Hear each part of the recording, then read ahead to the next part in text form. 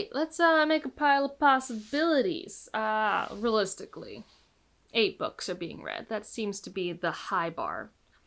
Low bar, 5 to 6. So we'll see what happens. Some of these things are obligations. Most of these things aren't, because obligations are hard right now. And it's kind of a random selection of my TBR in the library.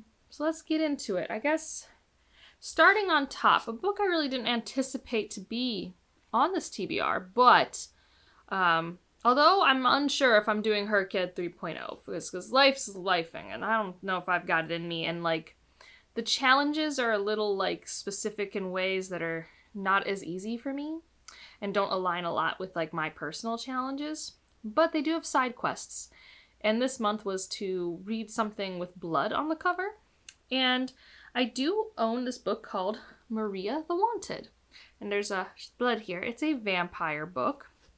I picked this up on a whim because of the title. So it would also work, I think, for maybe one of my Reddit squares. I don't know a whole lot about it. I guess it takes place in Mexico and it's a horror story. I don't know. I don't think it's a translation. I don't think. I guess I should look. Let's look and see if there is a translator given credit. I do not believe so. I think it's just copyrighted this year. It's a new release this year. And so, yeah, it looks like it's supposed to be sexy and fun, and I don't know, that seems like hopefully it's a page-turner and a good time. I don't know. So, like, I own this. Wouldn't be bad if I read a book I owned, right? One that I've at least started, and I'm actually kind of excited to be my next short story collection, because I had so much good luck with the short story collection last month, is this interconnected short story work called Midnight Timetable. This is like the author who did Cursed Bunny, which I have not read. I love how this cover looks iridescent, and it's not a shiny cover. This is matte. It entertains me. I'm only 12 pages in, but I already love the unsettling nature of this place that they work, and the things that these kind of third shift workers have to handle. And yeah, because it says a novel and ghost stories. So I'm pretty excited. It's like Korean weird fiction horror. So I'm hoping this hits the spot for like my evening I want to be engaged by a short story situation. I wanted a win, and so I'm not planning on reading this whole book unless, you know, it speaks to me. But there are 3 novellas in this, which is called Penrick's Progress. And you see what ended up happening is this part of the World of the Five Gods has the same audio narrator as the Verkosigan saga, which is not an audio narrator I would normally recommend, but I have this relationship now with these books, and specifically Bejewelled's prose, that just works super well for my brain. And so I can't remember exactly where this takes place in the World of Five Gods, if it's before Curse of Chalian or after. That doesn't really matter to me. I know there are 5 gods. I know the bastard has to do with the demons. And so this story is about Penrick, who is just this lord's, like, one of his sons. He's about to be married off to this woman, and he's not even mad about it. He's like, yeah, sure, whatever. But on the way to this wedding, inadvertently gets a demon that starts to ride him, which makes him a sorcerer, and now he has to deal with that. And this picture here represents the demon. And so I'm just really excited. There's a lot of character DNA that reminds me of Miles, but slightly different in Penrick. And it's just like, this world is fun. And so having read some like heavier, meatier works in the World of the Five Gods, it's kind of fun to just dive into like a novella and get to know this character that I know so many people love. Like, I have 4 bind-ups of this. So I have like 12 novellas. And I know she's still actively writing in this space. So that seemed like a good win for my brain. Next up, I did read the first few pages of this, and it's very dialogue heavy, which means it's probably going to work really well for me, and that is Audition, which is also the Ursula K. Le Guin. I think I forgot to remind you guys, the Midnight Timetable is also an Ursula K. Le Guin work, because I'm still wanting to go through those and see what gems mesh with my brain. Not necessarily needing to read all of the works, but, you know, wanting to dabble. And Audition is about a spaceship that contains all these giants on it, and if these giants stop talking, they keep growing because it affects the gravity field of the ship. That's all I know so far. And like I said, it's just been, it reminds me of a play. This reminds me a lot of a play, which is a good thing. Like, it reminds me a lot of, like, an Alfred Hitchcock movie or a play, and that was kind of rubbing my brain the right way. So I'm like, okay, put this on the stack. This should be good. I don't know anything else about it. I've read literally, like, 4 pages of it. The one that I'm most intimidated by is for book club, and we are reading The Epic of Gilgamesh, which, if you don't know, is like, this is older than the Odyssey by, like, a lot. This is like humanity's first story, or first written story on tablet. And yeah, I don't know a lot about it at all. And I think we're only reading, like, the standard tablet, so it might just only be like 100 pages in here. But, like, it's like in verse, and, like, I'm nervous. I'm nervous about it, but I'm gonna give it a shot. And I'm at least gonna go to book club and learn about this story. I'll, at least if I don't read it successfully, find a YouTube video or a short audiobook to try and, like, understand the gist. Because I probably should know it, right? Like, I do know the Iliad, I do know the Odyssey. Why not the Epic of Gilgamesh?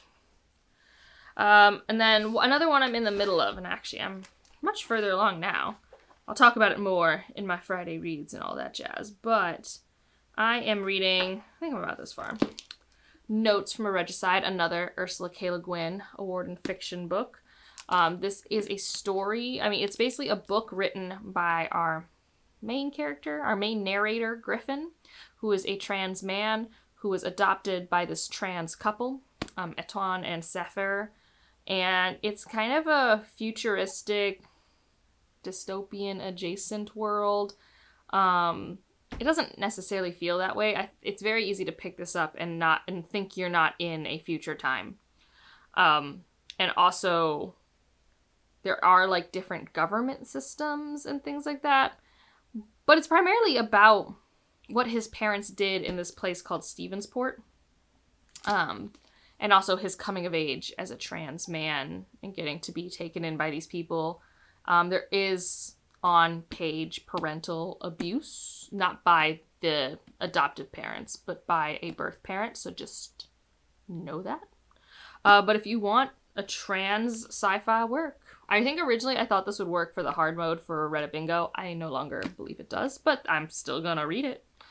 It's now become kind of a primary audiobook for me, because sometimes it doesn't engage me enough when I'm, like, physically reading it. And then I have my 2 books from TBR Spin, because I'm a book behind TBR Spin. So these are both, by definition, physical TBR books. Last month, I was supposed to read I Was a Teenage Slasher, which you'd think there'd be blood on this cover. But alas, unless you count the title, which I don't because it's pink and not red, it's not blood. I cautiously think I'm really going to like this, but I have to have physical reading brain for it. The audiobook cadence doesn't work for me for this one yet. So, and just physical reading brain is hard to come by at the moment. And then the other one was most interesting first sentence of the rest of the books I have. And, like, I thought this actually was an interesting first sentence, but also, like, the other sentences just weren't that interesting at all. But this first sentence was, there were, to my knowledge, 172 ways to wreck a hotel room. And so this is a Song for a New Day by Sarah Pinsker, an author I do like. And this is about rebellion, punk rock, something like that. Futuristic bad government thing. I don't even know when this was written. Let's see.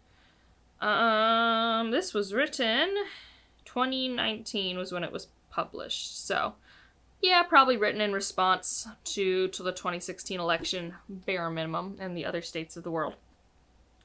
So, yeah, it says an all too plausible version of the apocalypse rendered in such a compelling prose that you won't be able to put it down. And I do like her novels, so I am excited to give this a go. Now, those are the ones that are, like, top of my radar. But I have 2 books that, if I get really ambitious, or if some of these are duds for my brain, that are alternates. Could be subbed in. Obviously, everything can go off the rails at any given moment. One is Harmattan Season by Tochi Anibuchi. I've heard really good things about the audiobook, and I would love an immersion read. My only issue is I just feel like I have a lot of other immersion reads, so I just don't know if this will happen. This is like noir, fantasy, alternative world, Western Africa, maybe?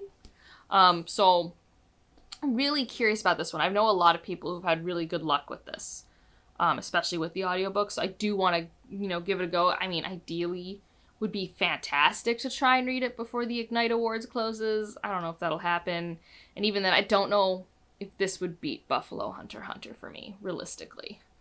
And then I also have an arc of Cadwell Turnbull's short stories. So these come out September 1st. This is All the Hidden Places. And again, I've been really liking short stories. So if I finish the Korean connected short story collection, I might dive into this. I have adored everything I've read by this author. I have an interview with him on my channel. He's always been a hit for me. And so in a world where I'm trying to make sure I'm reading things that my brain finds fun to consume, I think this would be good. So that's like, the stacks. And I actually have a physical book for everything, which is not like super normal for me. And again, can always go off book because that's the thing. That's the thing one can do. What are your August plans? I, like said, tentatively should have more reading time. I'm not teaching, but also life happens. Vacations happen. Sometimes you get tired and, you need to sleep and take naps. So we'll see what happens. If you just want to leave an emoji to let me know you're here, leave a sheep. Because I really love that there's a sheep on midnight timetables. And otherwise, like if you liked it, subscribe if you want to, and I'll see you in the next one. Bye.